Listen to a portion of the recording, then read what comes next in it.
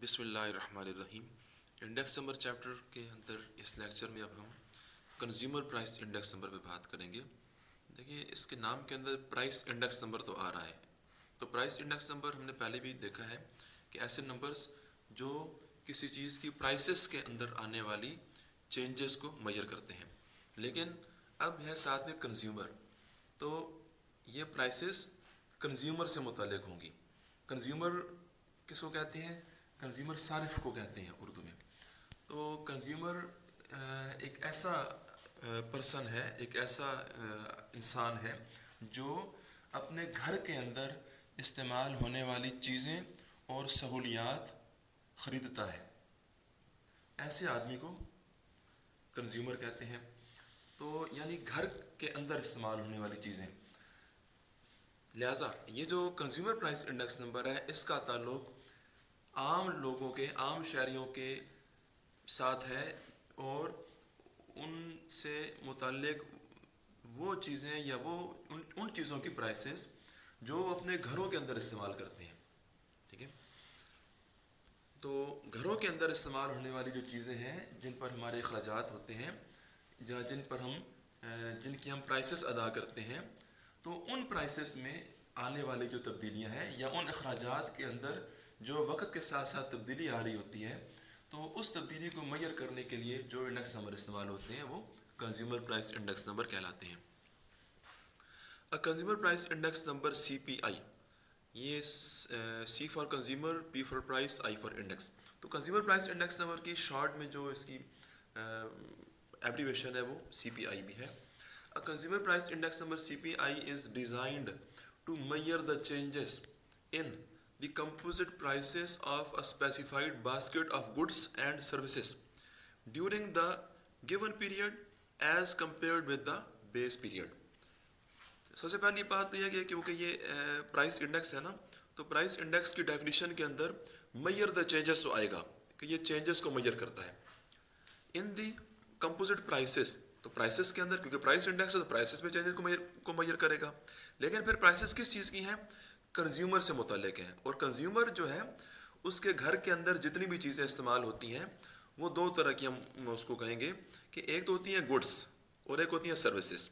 Goods वो चीज़ें होती हैं जो फिज़िकली नज़र आती हैं, जिनकी वो पेमेंट तो करते हैं, जिनको वो ख़रीदते हैं, लेकिन वो फिज़िकली नज़र भी आती हैं। मिसाल के तौर पर जो खाने पीने की चीज़ें हैं घर में, वो पेमेंट करते हैं, वो फिज़िकली नज़र आती हैं। इसी तरह से हमारी क्लॉथिंग है, जो हमारी ड्रेसिंग होती है, जो कपड़े वगैरह, तो हम इन पर अखराजात करते हैं, ये नज़र भी आते हैं। और भी दीगर वो चीज़ें जिन जिन पर हम अखराजात करते हैं और वो हमें फ़िज़िकल नज़र आती हैं, वो चीज़ें कहलाती हैं गुड्स। जबकि सर्विसेज ये वो चीज़ें होती हैं जो हमें फ़िज़िकल नज़र नहीं आती हैं। अखराजात तो होते हैं हमारे इनके ऊपर, ये हमें, लेकिन हमें देखने में ये नज़र नहीं आती हैं। मिसाल के तौर पर स्कूल की फ़ीसेस होती हैं। जो स्कूल की फ़ीस हम अदा करते हैं, वो जब हम स्कूल को फ़ीस देते हैं तो वो हमें कोई फ़िज़िकली चीज़ मुकाबले में नहीं देते हैं। ठीक है, तो ऐसे अखराजात जो ऐसी चीज़ों पर हों जो फ़िज़िकली नज़र ना आए, वो चीज़ें सर्विसेज कहलाती हैं। तो वो कह रहे हैं कि क्योंकि घर के अंदर गुड्स पर भी अखराजात होते हैं और सर्विसेज पर भी अखराजात होते हैं, तो इसलिए उन्होंने एक और भी ना ये टर्म इस्तेमाल किया है, स्पेसिफाइड बास्केट ऑफ गुड्स। ये बास्केट एक मुहावरतन इस्तेमाल किया गया है, क्योंकि जब पहले लोग मार्केट जाते थे तो बास्केट के अंदर चीज़ें लाते थे। तो बास्केट के अंदर घर के अंदर इस्तेमाल होने वाली तमाम चीज़ें वो लाते थे। तो लिहाजा वो यूँ इस डेफिनेशन के अंदर बास्केट का वर्ड इसलिए डाल दिया गया है, यहाँ पर यूज़ किया गया है कि क्योंकि बास्केट के अंदर घर के अंदर इस्तेमाल होने वाली तमाम चीज़ें आती हैं। लिहाजा उन्होंने, क्योंकि कंज्यूमर प्राइस इंडेक्स नंबर है, तो इसकी डेफिनेशन के अंदर बास्केट का वर्ड इसलिए डाल दिया कि भाई जो बास्केट है उसके अंदर गुड्स एंड सर्विसेज हैं, यानी घर के अंदर इस्तेमाल होने वाली चीज़ें हैं during the given period as compare with the base period. आपको पता ही है कि इंडेक्स नंबर किसी गिवन पीरियड का होता है और उसमें एक बेस ईयर भी होती है। आप जितने भी क्वेश्चन देखे हैं उन सब के अंदर एक बेस ईयर थी, तो इसमें भी बेस ईयर होगी। फिर देखिए, वो जो बास्केट का वर्ड आया था ना, उसकी दोबारा वजाहत कर रहे हैं वो। The so called basket would comprise various commodities. उसके अंदर बहुत सारी कमोडिटीज़ होंगी, जो कमोडिटीज़ मीन जो घरों में इस्तेमाल होने वाली चीज़ें वो होंगी। Consumed and services received in the base period और the given period grouped under the main headings, उनकी मेन हेडिंग क्या है। तो जो बास्केट है ना, उसके बास्केट के अंदर जो चीज़ें हैं उनकी मेन हेडिंग क्या है जी, फूड एंड बेवरेजेस, फिर है जी clothing and footwear, fuel and lighting, housing services, miscellaneous. आगे भी थोड़ा सा आप पढ़ लीजिए, ये नीचे का पैराग्राफ ही पढ़ लीजिएगा। कंज्यूमर प्राइस इंडेक्स का एक और नाम होता है रिटेल प्राइस इंडेक्स नंबर, और दूसरा एक और नाम है इसका house hold budget price index number. Retail price index number इसलिए नाम है इसका कि क्योंकि देखें हम जो लोग होते हैं, जो जो सार्फिन होते हैं, जो कंज्यूमर्स होते हैं, हम जो मार्केट में जाकर चीज़ खरीदते हैं ना, तो वो चीज़ खरीदते हैं रिटेल प्राइस के हिसाब से। तो क्योंकि हम उसकी रिटेल प्राइस अदा करते हैं, लिहाजा हमारे से मुताल्लिक यानी कंज्यूमर से मुताल्लिक जो प्राइस इंडेक्स नंबर है उसको रिटेल प्राइस इंडेक्स नंबर भी कहते हैं। अब कंज्यूमर प्राइस इंडेक्स नंबर को मालूम करने का जो मेथड है ना, वो मेथड कोई नया नहीं है, यानी वो मेथड लेस्पेयर का ही है जो आप ऑलरेडी देख चुके हैं। अब मैं दिखाता हूँ आपको। देखिए ये पहले मैं लिख देता हूँ यहाँ पर कंज्यूमर प्राइस इंडेक्स नंबर। इसमें दो मेथड है हमारे, एक है द एग्रीगेटिव एक्सपेंडिचर मेथड, और इसके अंदर जो फार्मूला यूज़ हो रहा है इसे आप पढ़ लीजिए, this is P not N. ये फार्मूला लेस्पेयर प्राइस इंडेक्स का ही फार्मूला है, जो weighted aggregative price index number में था। यानी लेस्पेयर का वो फार्मूला, देखिए लेस्पेयर के दो फार्मूला है। एक फार्मूला वो उस पेज पर लिखे थे जो जो हमने जो बहुत सारे लेक्चर में आप देख चुके हैं। लेस्पेयर का एक फार्मूला है वेटेड एग्रीगेटिव प्राइस इंडेक्स का, और लेस्पेयर का दूसरा फार्मूला है वेटेड एवरेज ऑफ रिलेटिव वाला। तो ये जो फार्मूला है, नाम में भी देखिए एग्रीगेटिव आ रही है, तो एग्रीगेटिव एक्सपेंडिचर मेथड के अंदर लेस्पेयर का ये फार्मूला यूज होगा। ये छोटे वाला फार्मूला है जो कि वेटेड एग्रीगेटिव वाला फार्मूला है। दूसरा मेथड है, इसका नाम है the household budget method. इसके अंदर फार्मूला यूज हो रहा है P not N is equal to summation W I over summation W. देखिए बाज़ाहिर तो ये फार्मूला कोई नया फार्मूला लग रहा है हमें, और ये है भी एक लिहाज से ये नया फार्मूला है क्योंकि हमने इसको पहले नहीं देखा। लेकिन इसके अंदर जो आने वाली आई है ना, I is equal to P N over P not into 100, और जो डब्ल्यू आ रही है, डब्ल्यू का मतलब है वेट, और डब्ल्यू इक्वल टू है पी नॉट क्यू नॉट। अब अगर आप इस फार्मूला के अंदर दो जो डब्ल्यू आ रहे हैं, इन दोनों डब्ल्यू की जगह पर पी नॉट क्यू नॉट यहाँ पुट कर दें, ऊपर भी पी नॉट क्यू नॉट, नीचे भी पी नॉट क्यू नॉट, और आई की जगह पर P N over P not into 100 यहाँ पुट करें अगर, तो फिर ये जो फार्मूला है ना, ये बन जाएगा लेस्पेयर का दूसरा फार्मूला, जो आपने उस पेज पर राइट साइड पे देखा है। जो इससे पहले आप पेज देखते रहे हैं जिस पर मैंने सारे वेटेड प्राइस इंडेक्स के फार्मूला एक पेज पर लिखे थे। तो राइट साइड पर जो weighted average of relative price index के नीचे जो लेस्पेयर का फार्मूला लिखा था, ये बेसिकली वो फार्मूला है। तो लेस्पेयर के दोनों ही फार्मूला यहाँ यूज हो रहे हैं, यानी सीपीआई के अंदर ये ऊपर भी लेस्पेयर का फार्मूला है, और ये नीचे वाला भी लेस्पेयर का ही फार्मूला है। अब यह है कि एक क्वेश्चन है हमारे पास 5.44, इसके अंदर हमें इसका सोल्यूशन में भी आपको पेज पर लिखा हुआ है, वो ये जो 5.44 सोल्यूशन है, इसकी स्टेटमेंट ज़रा पहले देख लेते हैं। यहाँ पर कह रहे हैं हमें एक टेबल दिया गया है, टेबल के अंदर दो ईयर हैं, एक 2000 और एक 2007। हमसे क्वेश्चन ये कर रहे हैं कि compute the consumer price index number for the following data for 2007 with 2000 as base. पहली बात तो ये पता चली कि इन दोनों सालों के अंदर 2000 बेस है, और क्योंकि इंडेक्स फॉर 7 है लिहाजा 7 करंट है, लिहाजा 2000 जो है ये बेस है, तो इसकी जो प्राइस है ये पी नॉट हो जाएगी, और 7 की प्राइस P1 हो जाएगी। साथ में क्वांटिटी, क्वांटिटी भी 2000 की है, और देखिए क्वांटिटी यहाँ 2000 की है, 2007 की नहीं दी उन्होंने। वो एक वजह है उसकी, क्योंकि हमें ये जो 2000 है ना, 2000 हमारा इस क्वेश्चन के मुताबिक बेस है, अभी ऊपर लिखा हुआ है, तो हमें 2000 की क्वांटिटी दी है, यानी कि बेस की क्वांटिटी दी है। तो ये क्वांटिटी, ये जो कॉलम है, इसका नाम हो जाएगा क्यू नॉट, क्योंकि हमें पता है कि बेस की क्वांटिटी को क्यू नॉट कहते हैं, और 2000 हमारी बेस है इस क्वेश्चन में, लिहाजा 2000 के ऊपर लिखी हुई जो क्वांटिटी है, ये कॉलम कहलाएगा क्यू नॉट। तो हमें सिर्फ क्यू नॉट दिया गया है, हमें साथ में क्यू एन या क्यू वन नहीं दी गई, क्योंकि उसकी ज़रूरत नहीं है हमें। उसकी वजह यह है कि हमें पूछा गया है कंज्यूमर प्राइस इंडेक्स, तो कंज्यूमर प्राइस इंडेक्स के फार्मूला में सिर्फ क्यू नॉट आती है, जो दो फार्मूला भी आपको मैंने दिखाए हैं उन दोनों फार्मूला में सिर्फ क्यू नॉट आ रही है, वहाँ पर क्यू एन या क्यू वन की ज़रूरत नहीं है हमें। इसलिए डेटा के अंदर उन्होंने सिर्फ आपको क्वांटिटी ऑफ बेस टाइम दी है, करंट टाइम की क्वांटिटी की ज़रूरत नहीं है। अब यही टेबल मैं बनाऊंगा और हमें यह कहा गया है कि use as weights the quantity consume in the base period.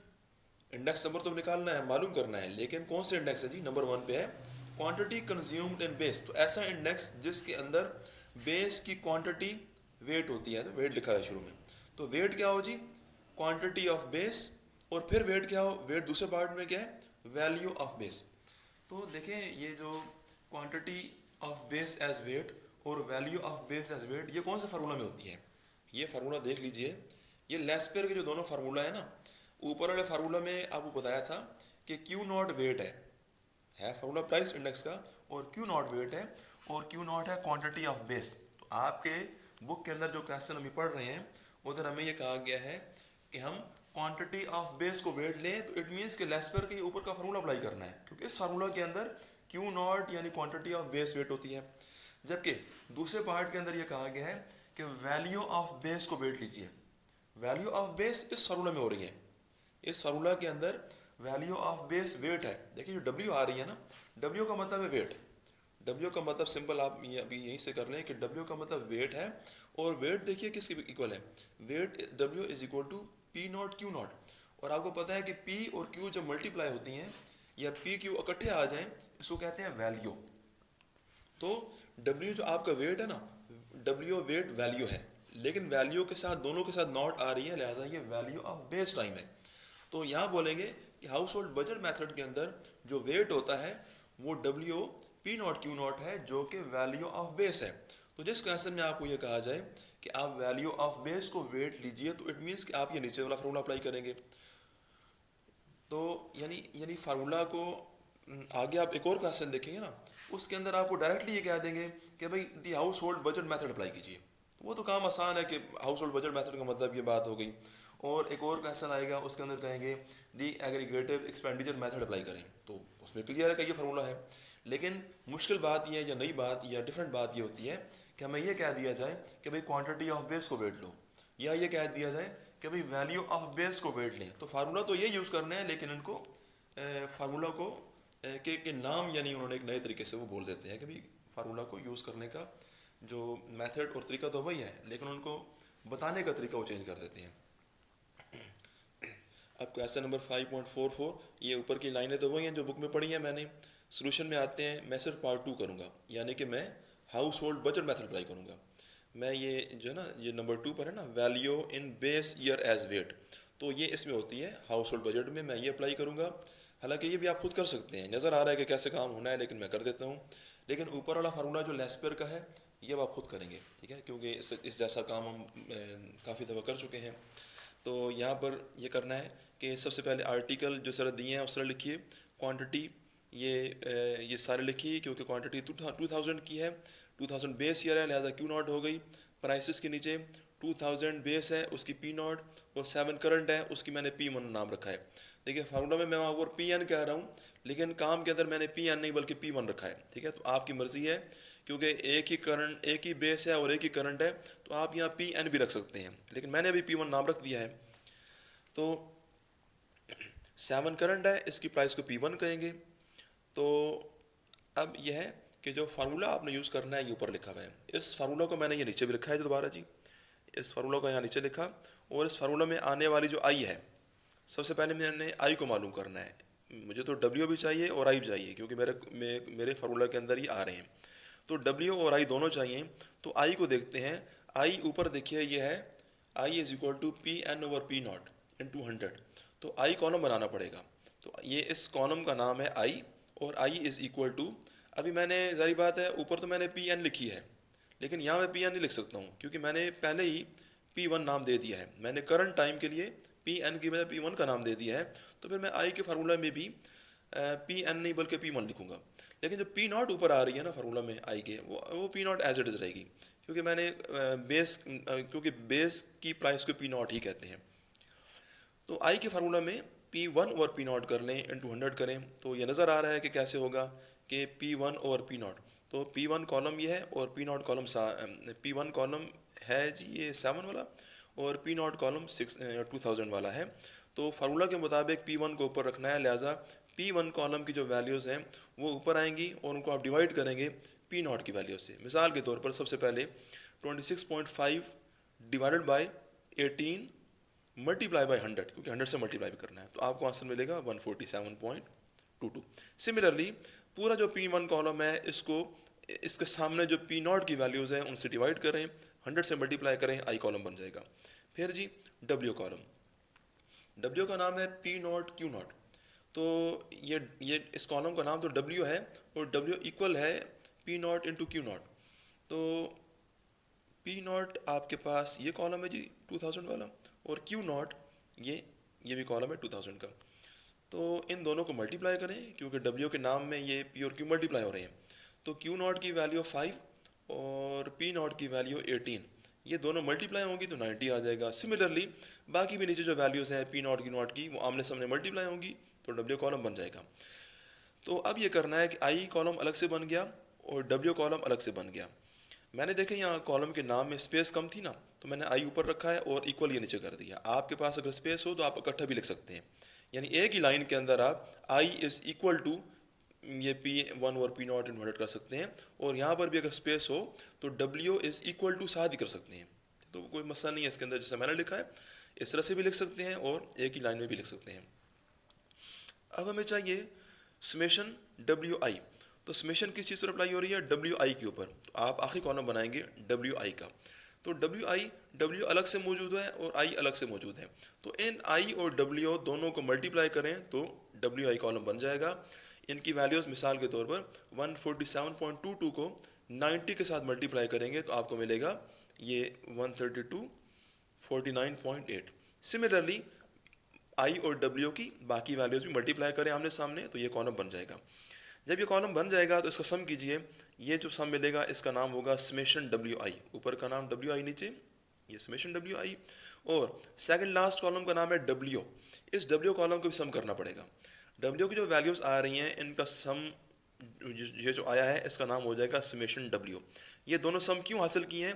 क्योंकि हमारे फार्मूला में आ रहे हैं, तो फार्मूला में ये जिस जगह पर आ रहे हैं इन दोनों की वैल्यूज़ यहाँ मैंने पुट कर दी हैं और ये आंसर आ गया है 116.39। ये ख़त्म है यहाँ पर जी।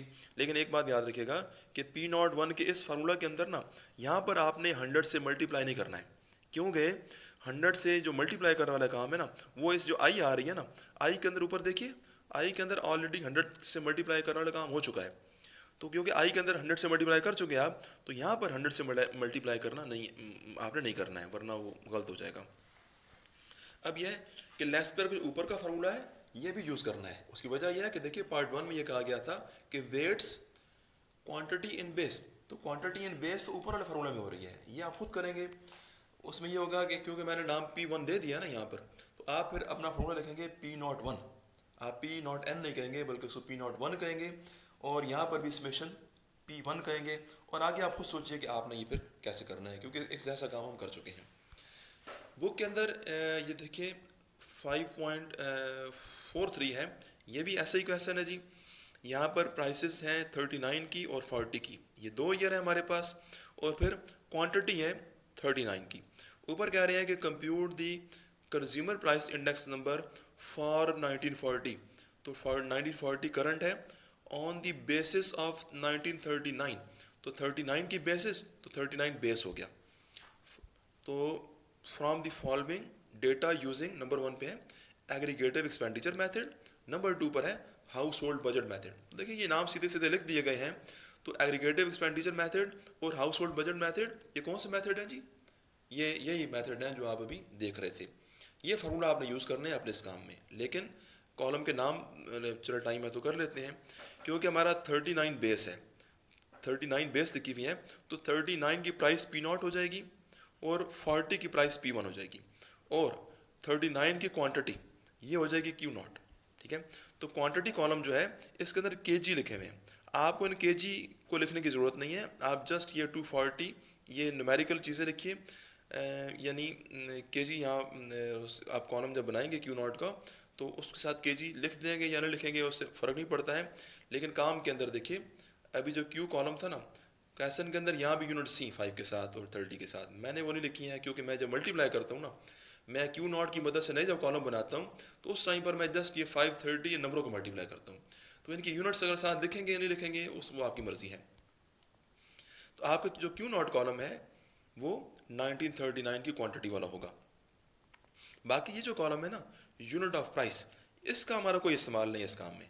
इस क्वेश्चन के अंदर इस कॉलम का कोई यूज़ नहीं है, लेकिन बाज़ औक़ात इस कॉलम का यूज़ होता है, वो फिर हम नेक्स्ट लेक्चर में देखेंगे। ठीक है, कोई इतनी मुश्किल बात नहीं है, लेकिन इस क्वेश्चन के अंदर इसका कोई यूज़ नहीं है, ये आप खुद कीजिएगा।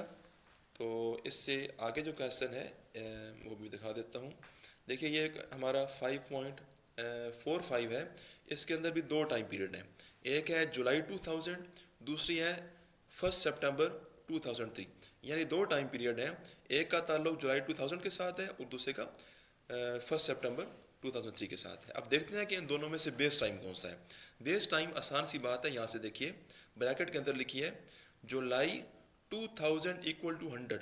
जब हमारे टेबल के अंदर जो ईयर होते हैं, किसी एक ईयर को वो यहाँ इक्वल टू 100 लिख देना, इट मीन्स कि उस ईयर को बेस लेना है। तो जुलाई 2000 इक्वल टू 100 होने का मतलब है कि जुलाई 2000 हमारी इस क्वेश्चन के अंदर बेस है। तो लिहाजा जुलाई 2000 की प्राइस को आप P0 कहेंगे और दूसरे टाइम की प्राइस को P1 कह लेंगे। और जो ये परचेजेस, ये जो फिगर दी है ना 18 इंटू, ये क्वांटिटीज़ हैं। ठीक है, ये हमारा Q0 कॉलम हो जाएगा। Q0 कॉलम है और हमें यहाँ पर सिर्फ इतना कहा गया है कि हम रिटेल प्राइस इंडेक्स नंबर मालूम करें। बाकी हमें ये पाबंदी नहीं लगाई गई है कि हम मेथड कौन सा अप्लाई करें, यानी मेथड से मुराद ये है कि मेथड में ये नहीं बताया गया है कि हम ये एग्रीगेटिव एक्सपेंडिचर करें या हाउस होल्ड बजट करें। तो ऊपर वाला मेथड आसान है, आप ऊपर वाला मेथड अप्लाई कर लें इस क्वेश्चन के अंदर। ठीक है, फार्मूला में आने वाले Q0, P0 और Pn या P1 वो मैंने आपको बोल दी हैं। ठीक है, वो भी आपको बता दी हैं इस क्वेश्चन के रेफरेंस से, तो आप इसको खुद कीजिए। तो बाकी क्वेश्चन 5.46 और जो रहते हैं वो बाद में देखेंगे। अल्लाह हाफिज़।